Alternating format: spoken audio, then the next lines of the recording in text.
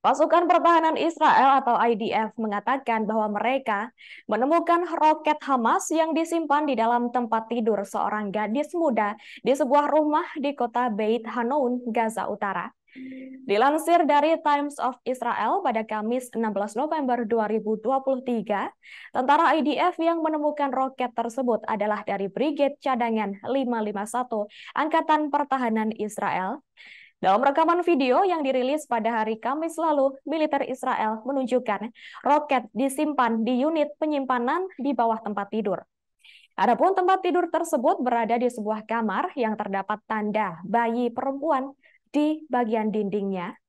Di dekatnya, IDF juga menemukan sejumlah senjata, termasuk rudal, alat peledak, dan bahan peledak. IDF mengatakan pihaknya kemudian langsung menghancurkan persenjataan tersebut. Militer Israel juga menerbitkan audio yang disebut merupakan penyadapan panggilan telepon antara militan jihad Islam Palestina. Rekaman tersebut berisi tentang bagaimana mereka mengangkut rudal anti-tank di dalam kereta dorong. Seperti diketahui, selama bertahun-tahun Israel menuduh Hamas dan kelompok militan lainnya di Gaza secara rutin menggunakan penduduk sipil di daerah kantong pantai tersebut sebagai perisai manusia, yakni sebagai pelindung dalam upaya menjaga keamanan diri mereka sendiri dan mencegah pembalasan dari IDF. Dalam konflik sebelumnya dengan militan yang telah menguasai jalur Gaza sejak 2007 tersebut, Israel juga menuduh Hamas meluncurkan roket, serta menempatkan pangkalan militer di dalam kawasan pemukiman, di samping sekolah, masjid, dan rumah sakit.